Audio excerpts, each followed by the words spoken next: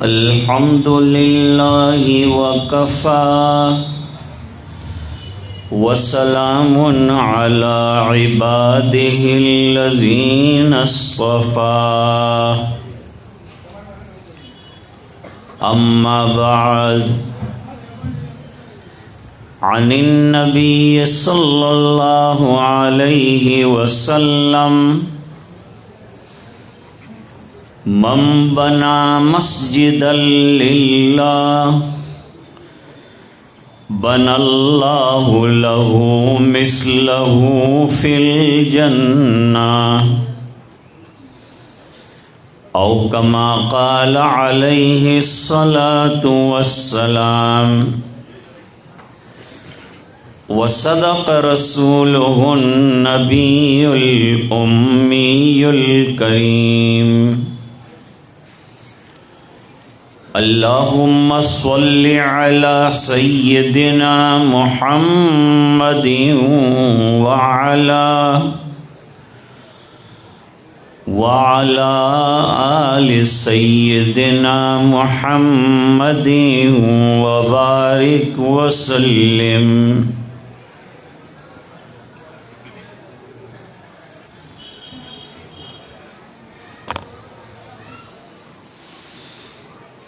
حضرات علماء، بزرگوں اور دینی بھائیوں،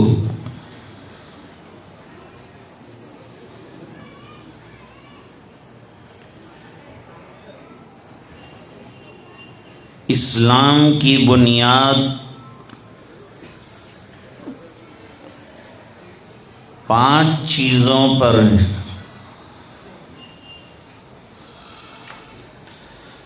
اسلام کا خیمہ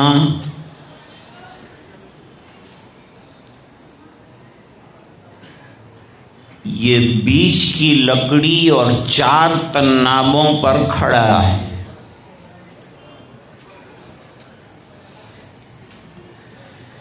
بیچ کی لکڑی ہے لا الہ الا اللہ محمد الرسول اللہ.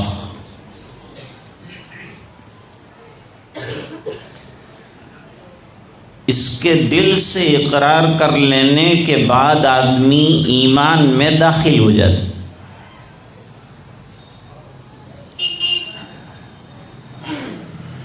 اس کے بعد یہ کلمے کے جو تقاضے ہیں ان کو پورا کرنا ہے اور یہ خیمے کو کھڑا رکھنا ہے.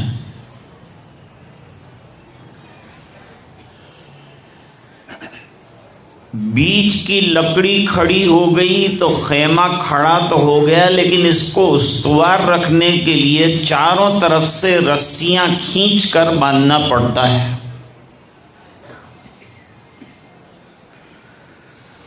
اس میں سے ایک اہم رسی نماز ہے، صلاح ہے.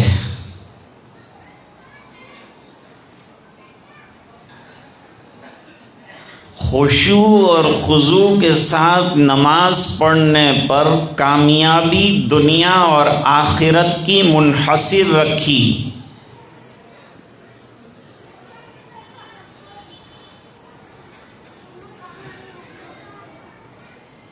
اور نمازوں کے قائم کرنے والوں کے لیے فرمایا اولئک هم المفلحون. یہ لوگ در حقیقت کامیاب ہیں. اور فلاح کا لفظ اصل میں اخروی کامیابی کے لیے بولا جاتا ہے.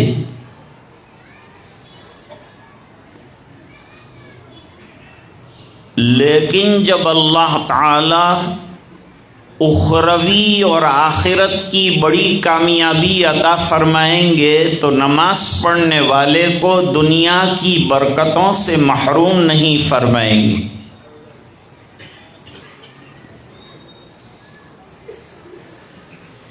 جتنی عبادات ہیں ان تمام میں نماز اعظم عبادات، سب سے عظیم عبادت ہے.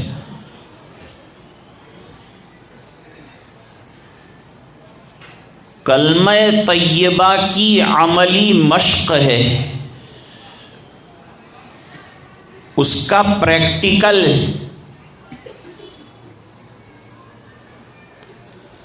اور نماز کے بن جانے پر زندگی کے بن جانے کا دار و مدار ہے۔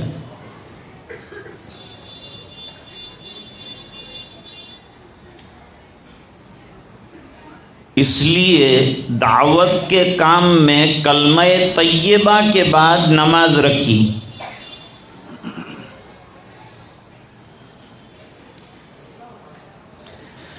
جس کی نماز بن گئی اس کی زندگی بن گئی، اور دنیا اور آخرت کی کامیابی اس کو ملی۔ اذان میں بھی فلاح کی طرف بلایا جاتا ہے، یعنی کامیابی کی طرف بلایا جاتا ہے، حی علی الفلاح۔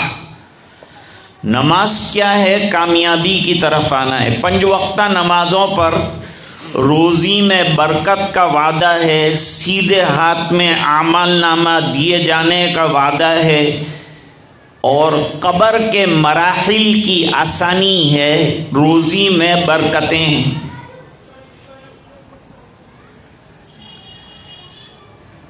نبی کریم صلی اللہ علیہ وسلم نے بہترین مثال کے ذریعے سے نماز کو سمجھایا ہے۔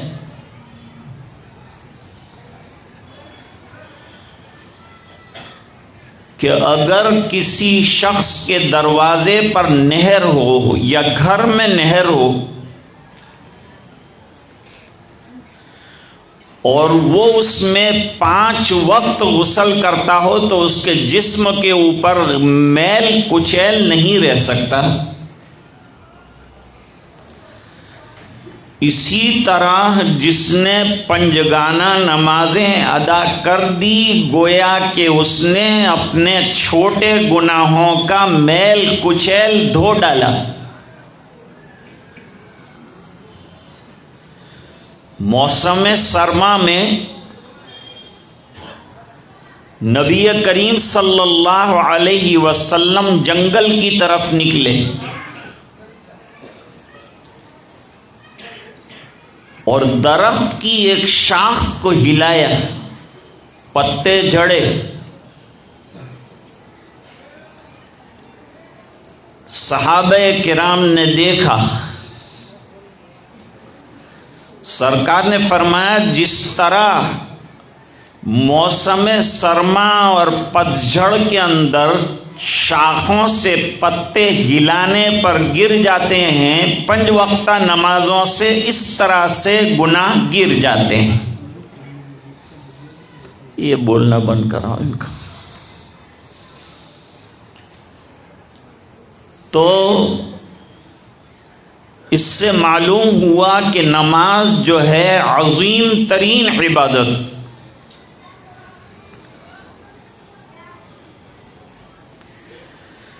اس کا اتنا اہتمام رہا نبی کریم صلی اللہ علیہ وسلم کو کہ بیت اللہ شریف میں مارے جانے اور روکے جانے کے باوجود آپ نماز پڑھتے تھے۔ صحابہ کرام مکی زندگی میں چھپ کر گھروں کے اندر نماز پڑھتے تھے اور نماز کا بڑا شوق رکھتے تھے، اور ان کی نماز ہوا کرتی تھی۔ اللہ کرے کہ ہمیں بھی ایسی 2 رکعتیں جو صحابہ پڑھتے تھے نصیب ہو جائے۔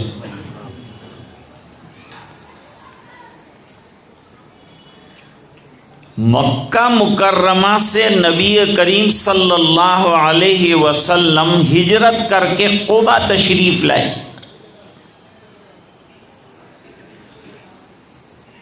اب وہ مکے والے حالات نہیں تھے، مکے میں تو بیت اللہ شریف تھا، لیکن بیت اللہ شریف کو غیر اللہ سے بھر دیا گیا تھا اور عبادت نہیں کرنے دی جا رہی تھی، وہاں توحید کی دعوت نہیں چلنے دی جا رہی تھی۔ حالانکہ مشرکین مکہ اپنے آپ کو ملت ابراہیمی کا قائل مانتے تھے، اور حضرت ابراہیم علیہ السلام نے حرم کو نمازوں کے لیے آباد کیا تھا۔ تو ان کو قرآن کریم میں یاد دلایا کہ تم تو موحد تھے اور تم نمازیں پڑھنے والے تھے اور نمازیں قائم کرنے والے تمہارے آبا و اجداد تھے، اور تم کہاں بت پرستی کے اندر آ کر مبتلا ہو گئے اور کئی بت تم نے یہاں رکھ دیے بیت اللہ میں۔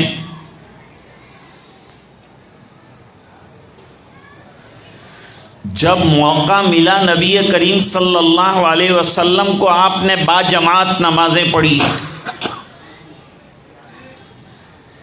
ایک مرتبہ آپ سوق عکاظ میں دین کی دعوت دینے کے لیے تشریف لے جا رہے تھے، صبح کی نماز کا وقت تھا اور وادی نخلہ کے اندر چند صحابہ کرام کو حضور پاک صلی اللہ علیہ وسلم نماز پڑھا رہے تھے، امامت فرما رہے تھے، کیونکہ نبی کے علاوہ کون امام ہو سکتا ہے؟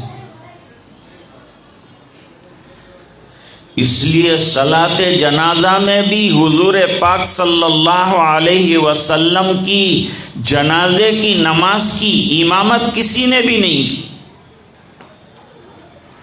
نبی زندگی میں بھی امام اور زندگی کے بعد بھی امام۔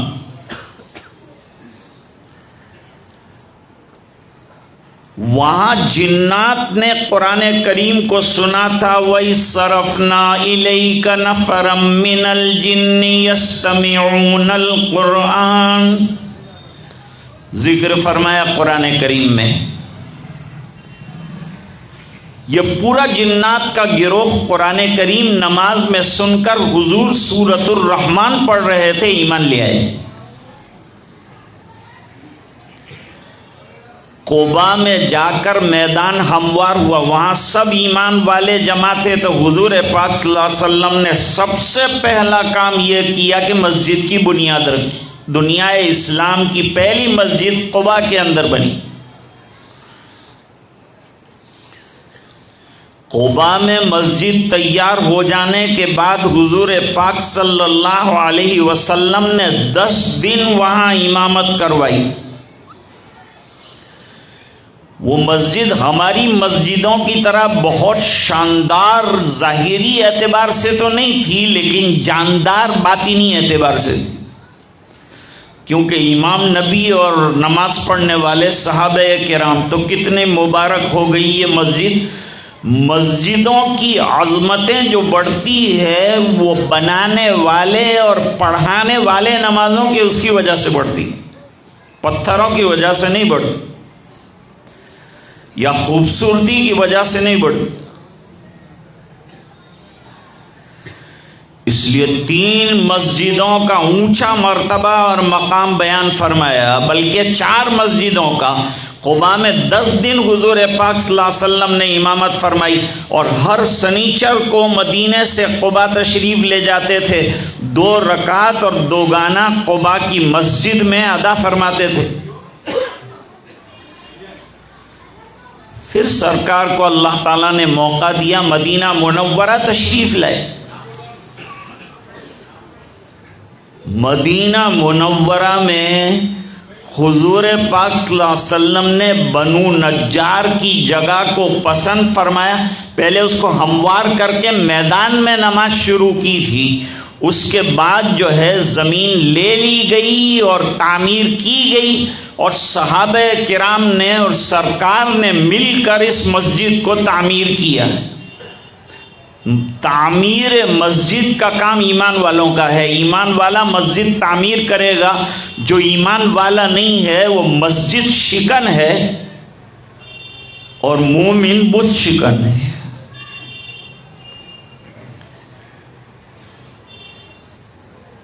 بیت اللہ الحرام کی نمازوں کے بارے میں ایک روایت تو یہ ہے کہ اس میں ایک نماز پڑھنے کا ثواب 1,00,000 نماز فرض پڑھنے کے برابر ملتا ہے، ایک روایت ہے۔ وجہ یہ ہے کہ اس کے بانی حضرت ابراہیم علیہ السلام ہیں، ثانیاً اور اولاً حضرت آدم علیہ السلام ہے، اور اس کے بعد تمام انبیاء کرام نے اور صحابہ کرام نے یہاں آ کر نماز پڑھی ہے، اس لیے درجہ بہت بڑھ گئے۔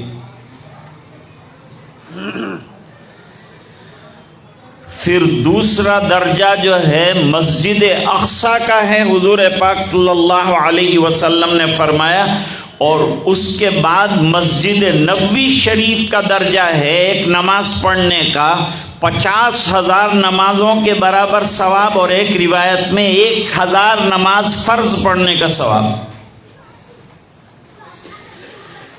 اس مسجد میں جو مدینہ منورہ میں تیار ہوئی، حضور پاک صلی اللہ علیہ وسلم نے 10 سال امامت فرمائی ہے، اس لیے اس کی برکتوں کا کیا کہنا۔ اب دنیا میں جتنی مسجدیں بنتی ہے وہ تمام بیت اللہ کی بیٹیاں ہیں، جن کا رخ دیکھو تو بیت اللہ کی طرف ہوگا۔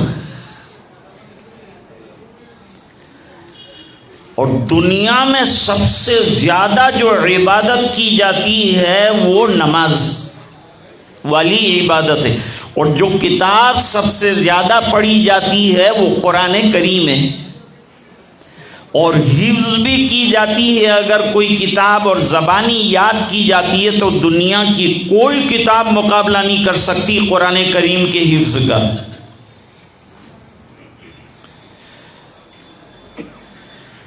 تو یہ مسجد کی بنیاد ہے۔ حضور دنیا سے تشریف لے گئے، وہی کچی چھپر کی مسجد چلتی رہی۔ حضرت ابو بکر رضی اللہ تعالیٰ عنہ کا زمانہ آیا تو بہت مصروفیت کا زمانہ تھا، اور اسلام کو اسٹیبلٹی دینے کا دور تھا۔ اس بنا پر وہ 2 سال کا عرصہ حضرت ابو بکر رضی اللہ تعالیٰ عنہ کا اسی تگ و دو کے اندر گزر گیا، اور مسجد نبوی کی توسیع نہ ہو سکی۔ پھر فاروق اعظم رضی اللہ تعالیٰ عنہ کا زمانہ آیا، اور فتوحات بہت زیادہ بڑھ گئیں، اور نماز پڑھنے والوں کی بہت زیادہ کثرت ہو گئی۔ تو حضرت عمر رضی اللہ تعالیٰ عنہ نے پرانی مسجد کو باقی رکھتے ہوئے توسیع مسجد فرمائی، اور خلفائے راشدین کا کام بھی سنتوں والا کام ہے، سنتوں کے قائم کرنے والا کام ہے۔ علیکم بسنتی و سنت الخلفاء الراشدین المہدیین۔ تو توسیع کر سکتے ہیں مسجد کی، کیونکہ حضرت عمر رضی اللہ تعالیٰ عنہ سے توسیع مسجد نبوی ثابت ہے۔ اس کے بعد زمانہ آیا، حضرت عثمان غنی رضی اللہ تعالیٰ عنہ کی خلافت کا لمبا زمانہ رہا ہے۔ اس میں فتوحات کی کثرت تھی، اور حضرت عثمان غنی رضی اللہ تعالیٰ عنہ کو ذاتی طور پر اللہ تعالیٰ نے پہلے سے بہت مالدار بنایا تھا۔ امت کے لیے اپنا بہت بڑا پیسہ خرچ کیا۔ بیر روما 5,000 دراہیم کا تھا، اس کو 35,000 دراہیم میں حضرت عثمان غنی نے اپنے جیب خاص سے خرید کر امت کے لیے وقف کیا۔ اور غزوہ تبوک کے موقع پر حضور پاک صلی اللہ علیہ وسلم نے چندہ مانگا، جیسے کہ ابھی حضرت مولانا اقبال صاحب نے چندہ مانگا 1,000 2,000۔ میں تو لونا واڈو والوں کو بہت مالدار، بہت سخی سمجھتا تھا، اور میں تو یہ سمجھتا تھا کہ لاکھ سے تو کوئی کم دے گا ہی نہیں۔ اس لیے میں نے ان کو اطمینان دلایا تھا کہ آپ اعلان بھی نہ کریں۔ آج تک کوئی مسجد مالدار کی ہو کہ غریب کی ہو ناقص نہیں رہی، تو انشاءاللہ اس کے بھی پیسے پورے ہو جائیں گے۔ 6 لاکھ کیا ہیں، 6 کروڑ ہوتے تو بھی آپ پورا کر دیتے، اور انشاءاللہ اب لوگ دیتے رہیں گے اور کام چلتا رہے گا۔ اصل تو مسجد کی نمازوں کو شاندار مسجد بن گئی، اب اس کو جاندار بنانے کے لیے نمازوں کو بنانے کی ضرورت۔ مسجد بن چکی، اب نماز بناؤ۔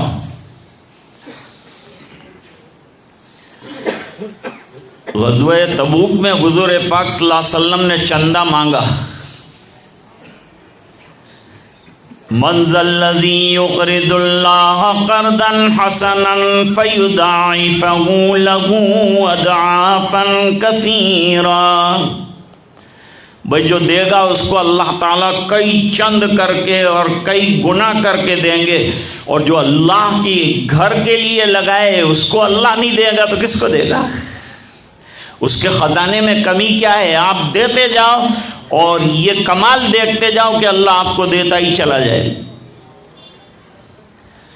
تو حضرت عثمان غنی رضی اللہ تعالیٰ عنہ کھڑے ہوئے اور کہا 100 اونٹ سامان کے ساتھ دیتا ہوں۔ بہت بڑا صدقہ دیا، بہت بڑا خرچ کیا، 100 اونٹ دیے، لیکن لشکر بڑا لے جانا تھا، زیادہ توشے کی ضرورت تھی، تو حضور پاک صلی اللہ علیہ وسلم نے دوسری مرتبہ چندہ مانگا۔ حضرت عثمان پھر کھڑے ہو گئے، دوسری مرتبہ 100 اونٹوں کا چندہ لکھوایا۔ معلوم ہوا کہ ایک مرتبہ چندہ لکھوانے کے بعد دوسری مرتبہ اس سے زیادہ لکھوانا ہو تو کوئی تکلیف کی بات نہیں ہے، ثواب کی بات۔ تیسری مرتبہ حضور پاک صلی اللہ علیہ وسلم نے چندہ طلب فرمایا، پھر حضرت عثمان غنی رضی اللہ تعالیٰ عنہ کھڑے ہوئے، 100 اونٹ ساز و سامان کے ساتھ دیے۔ پھر مانگا حضور پاک صلی اللہ علیہ وسلم نے، تو حضرت عثمان گئے گھر پر 10,000 اشرفیوں کا تھیلا لا کر حضور کی گود میں ڈال دیا، اور حضور پاک صلی اللہ علیہ وسلم نے فرمایا آج کے بعد عثمان کچھ بھی نہ کریں، کوئی خرچ نہ کریں، تب بھی جنت میں جائیں گے۔ اب حضرت عثمان غنی رضی اللہ تعالیٰ عنہ کا جب زمانہ آیا تو فتوحات کی کثرت ہو گئی، مدینے میں اچھے اور خوبصورت مکانات بھی بن گئے اور مسجد ابھی پرانی تھی۔ تو حضرت عثمان رضی اللہ تعالیٰ عنہ نے پتھر امپورٹ کیا، جیسے آپ مکرانہ سے پتھر لائیں، اور ساگ کی لکڑیاں وہاں نہیں ملتی تھی، وہاں جھاؤ کے لکڑیاں زیادہ ملتی تھی، تو ساگ کی لکڑیاں امپورٹ کی حضرت عثمان غنی رضی اللہ تعالیٰ عنہ نے، اور بہترین اور خوبصورت ترین مسجد بنائی۔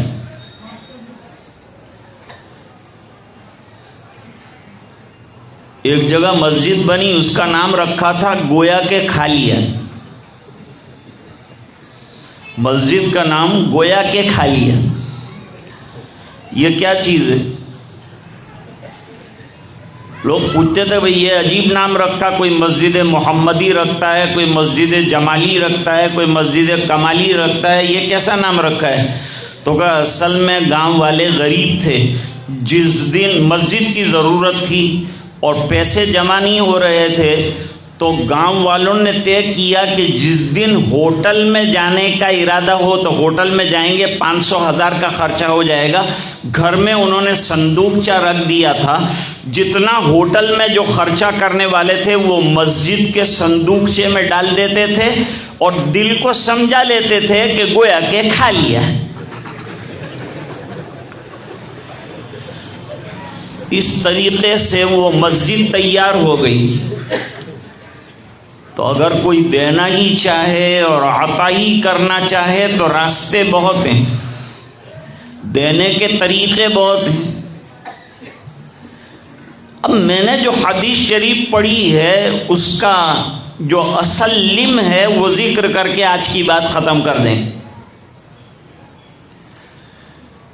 جب حضرت عثمان رضی اللہ تعالیٰ عنہ نے پہلی مرتبہ اتنی شاندار مسجد بنائی، باہر سے اندر سے بالکل رینوویشن، اور بیت المال کا ایک پائی اور روپیہ نہیں لیا، اپنے ذاتی اخراجات سے خرچ کر کے انہوں نے مسجد بنائی۔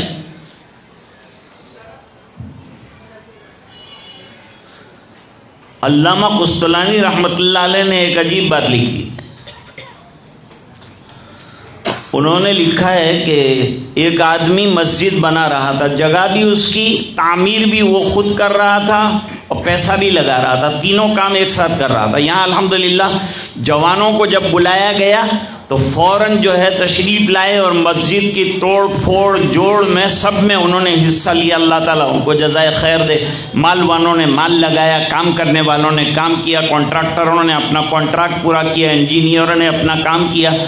یہ تو بھائی کلیکٹیو کام ہے، کلیکٹیو چیز جو ہوتی ہے، یہ مسجد کوئی ایک آدمی کی چیز نہیں ہے، پوری امت کے لیے، اللہ کے بندوں کے لیے ہے، تو پھر سب اس کے اندر اپنا اپنا حصہ بٹائیں گے، لگائیں گے۔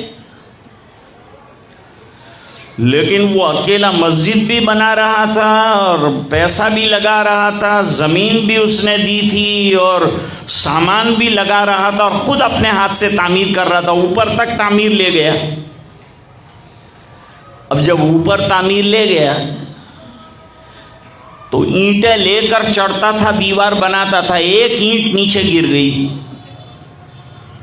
کوئی مسلمان گزر رہا تھا، وہ اترنے کی فکر ہی کر رہا تھا، اتنے میں وہ مسلمان نے کہا بھائی میں دے دیتا ہوں، ایک اینٹ اس نے اٹھا کر دے دی۔ مسجد تیار ہو گئی، بن گئی۔ خواب کے اندر اس شخص کو دکھایا گیا کہ 2 مسجدیں بنی ہیں، اس نے جو مسجد بنائی ایسا ایک محل بنا ہے جنت میں، اور اس کے پڑوس میں دوسرا ایک شاندار محل بنا ہوا ہے۔ اس نے پوچھا کہ یہ محل کس کا ہے؟ فرمایا تم نے دنیا میں اللہ کا گھر بنایا تو اللہ نے وعدہ کیا ہے، اور حضور نے حدیث میں فرمایا کہ جس نے اللہ کے لیے گھر بنایا اللہ تعالیٰ اپنے شایان شان جنت کے اندر محل اس کو دیں گے۔ کہا وہ تو ٹھیک ہے میں نے بنایا اور مجھے ملا، لیکن یہ پڑوس میں بالکل کاپی بنایا ہوا دوسرا محل کس کا ہے؟ فرمایا یہ اس کا جس نے ایک اینٹ دی تھی۔ اللہ اس نے تو خالی ایک اینٹ لگائی تھی، لیکن اس کو بھی جو ہے مسجد پوری اور پورا محل بنا کے دے دیا۔ فرمایا اللہ کی غیرت گوارا نہیں کرتی کہ خالی ایک اینٹ دینے والے کو محروم کیا جائے اور ایک اینٹ دی جائے۔ اس بنا پر اللہ کے خزانے سے اعلان ہوا کہ اس کو بھی محل بنا کے دے دو، جنہوں نے تھوڑا لگایا اللہ ان کو بھی دیں گے۔ اب حضرت عثمان رضی اللہ تعالیٰ عنہ پہ لوگوں نے اعتراض کیا۔ اعتراض کرنا سب سے دنیا کا آسان کام ہے اور جواب دینا سب سے مشکل کام ہے۔ مفتی کو بیچارے کو ناک میں دم آ جاتا ہے جواب دیتے تھے، یہ حوالہ وہ حوالہ، ہوا لیتے لیتے حوالے نکل جاتے۔ جواب دینا مشکل کام ہے کہ آپ نے کیسر و کسرا کا محل بنایا ہے کہ کیا بنایا ہے؟ یہ مسجد ہے کہ یہ محل بنایا کیسر و کسرا کا؟ اتنا شاندار بنانے کی کیا ضرورت ہے؟ کیا ضرورت تھی اتنا خرچہ کرنے کی؟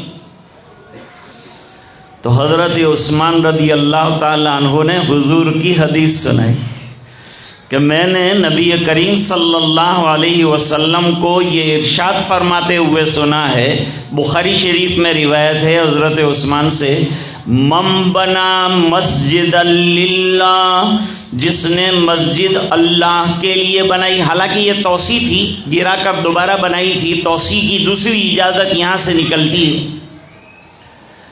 من بنا مسجد للہ، جس نے اللہ کے لیے اللہ کا گھر بنایا، تو کیا ہوگا؟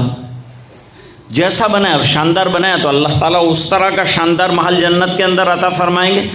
بن اللہ لہ مثلہ فی الجنہ، تو اللہ تعالیٰ اس کے مثال اپنے شایان شان جنت میں محل دیں گے۔ یہ حدیث میرے پیش نظر رہی، اس لیے میں نے اچھا بہترین اللہ کا گھر بنایا کہ مجھے اللہ جنت میں بہترین محل عطا فرمائے۔ تو بے فضلہ تعالی مسجد کی توسیع کا کام پورا ہو گیا۔ اللہ کا بڑا احسان اور کرم ہے، اللہ کے فضل سے سب ہوتا ہے۔ جو کچھ ہوا ہوا کرم سے تیرے، اور جو کچھ بھی ہوگا تیرے کرم سے ہوگا۔ اللہ کے کرم نے ساتھ دیا اور اللہ نے اپنا گھر اس کی توسیع فرما دی۔ اب کافی سہولتیں بتلائی مولانا اقبال صاحب نے کہ آگے سے بھی دروازہ رکھا، پیچھے بھی دروازہ رکھا، سائڈ پہ بھی دروازہ رکھا۔ اور حضور کے زمانے میں کہاں بیت الخلاء اور وضو خانے تھے، آپ کی یہاں بیت الخلاء کا بھی بہترین انتظام کیا۔ فورن کنٹریز میں آپ جانتے ہیں کیا ہوتا ہے؟ فورن کنٹریز میں جتنے نماز پڑھنے والے ہیں اتنے جو ہے مسجد کے ممبر کہلاتے ہیں، اور مسجد کے جتنے ممبر ہیں ان تمام سے اپیل کی جاتی ہے کہ آپ مسجد کا سینٹرل ہیٹنگ استعمال کرتے ہیں، آپ مسجد کی لائٹ استعمال کرتے ہیں، وضو خانہ استعمال کرتے ہیں، بیت الخلاء استعمال کرتے ہیں، قالین استعمال کرتے ہیں، جماعت خانہ استعمال کرتے ہیں، پنکھے استعمال کرتے ہیں، اے سی استعمال کرتے ہیں، تمام چیزیں مسجد کی استعمال کرتے ہیں، جب اتنا مسجد آپ کو دے رہی ہے تو پھر مسجد کو دینے میں حرج کیا ہے؟ تو یہاں آنے والا ہر نمازی دے، اور خواتین بھی تشریف لانے والی ہے اور تحیۃ المسجد پڑھنے والی ہے، تو ڈبے رکھے ہوں گے انشاءاللہ، مردوں سے زیادہ خواتین کے چندے آتے ہیں۔ اللہ تعالیٰ نے سخاوت میں ان کو بڑا ملکہ عطا فرمایا ہے، کیونکہ اس کو کہاں کمانے جانے کا، اس کو تو شوہر کے پیسے میں سے دینا ہے، دے بھی دے گا تو روئے گا بیٹھ کے اور کیا کرے گا، لیکن خوشی سے خواتین دیتی ہیں۔ انگلینڈ میں میں نے دیکھا کہ وہ مائک پر چندہ کر رہے تھے، اور وہاں مولانا انور صاحب کو معلوم ہے کہ باہر ہر گھر کے اندر وہ مائک کی آواز ہوتی ہے، وہاں سسٹم لگایا، ریڈیو سسٹم، تو گھروں کے اندر وہاں سے فون کر کے موبائل پر یا فون پر خواتین جو ہیں اپنے زیورات جو تھے وہ دینے کے لیے تیار ہوئیں کہ بھئی ہمارے گلے میں 5 تولے کی سونے کی چین ہے، وہ مسجد کو دے رہے ہیں۔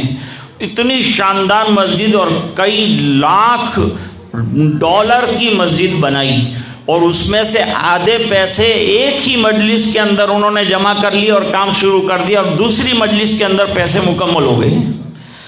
تو انشاءاللہ یہ مسجد کا کام کوئی مشکل نہیں ہے، 6 لاکھ روپے کوئی چیز نہیں ہے اللہ کے گھر کے مقابلے میں، اور اللہ کے دین کے لیے یہ کوئی چیز نہیں ہوگی۔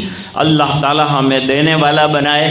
اور مسجد تو پہلے سے بفضل ہی تعالی جاری تھی، کوئی آج اس کا انوگریشن نہیں ہو رہا ہے، یہ تو پہلے سے جاری تھی، جاری ہے، لیکن یہ نوجوانان لوناواڈا اور علاقے کے لوگوں نے حضرت مفتی غلام محمد صاحب دامت برکاتہم العالیہ، مولانا اقبال صاحب، ان دونوں حضرات کو ذمہ دار اور ٹرسٹی حضرات نے مل کر یہ کہا کہ بھئی کسی کو بلایا جائے اور اس موقع سے مسجد بھی لوگ دیکھ لیں اور دعا بھی ہو جائے، سب علماء بھی تشریف لائیں، آپ بھی تشریف لائیں۔ تو اس لیے یہ اجتماع کیا گیا اور یہ سب کو جوڑا گیا، اور آپ حضرات تشریف لائے اور بیٹھ کر آپ نے مجھے برداشت کیا، سنا۔ اللہ تعالی ہم سب کو نمازوں کا پابند بنائے، مسجد اچھی بن گئی، اب اللہ اچھی نماز پڑھنے والا ہم اس کو بنائے، 5 وقتہ نمازوں میں اس کو آباد رکھے جیسے پہلے آباد تھی۔ یہاں میں نے بہت سی نمازیں پڑھی، مفتی غلام محمد صاحب دامت برکاتہم نے فرمایا 2.5 سال میں نے پرانی مسجد کے اندر امامت کی، اور اس کے بعد سے مولانا اقبال صاحب 4 سال 3.5 سال تک امامت فرمائی، اور اس کے بعد مولانا اقبال صاحب نے ذمہ داری سنبھالی، اور آج تک بفضل ہی تعالی سنبھالتے آ رہے ہیں۔ ہمارے حاجی صاحب تھے، وہ مجھے اکثر اپنے یہاں ٹھہراتے تھے اور ہر نماز پڑھنے کے لیے یہاں لاتے تھے، تو میں نے بہت سی نمازیں یہاں فجر کی جو ہے پڑھائی ہیں، جو پرانی مسجد تھی اس میں۔ اب اللہ تعالیٰ نے اس سے نیا بنا دیا۔ عزم کریں، ارادے کریں، صرف اس مسجد کو نہیں، ہر مسجد کو آباد کرنے کی اس وقت شدید ضرورت ہے، اور اللہ سے مانگنے کی اور رجوع اللہ کی بہت زیادہ ضرورت ہے۔ اللہ تعالیٰ ہم سب کو اس کی توفیق عطا فرمائیں۔ اب حضرت مولانا حفظ الرحمن صاحب دامت برکاتہم العالیہ کا یہ حکم ہے کہ لا الہ الا اللہ کا ورد جو ہے وہ تھوڑی دیر کے لیے کر لیا جائے، روشنی بند کر دی جائے، جو لوگ کھڑے ہیں وہ بیٹھ جائیں اطمینان سے، جیسے ہی یہ کلمہ طیبہ کا ورد ختم ہوگا انشاءاللہ دعا ہو جائے گی۔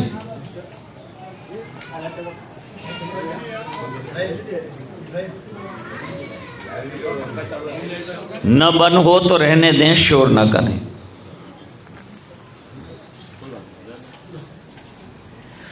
ایک شعر کے ساتھ شروع کریں گے۔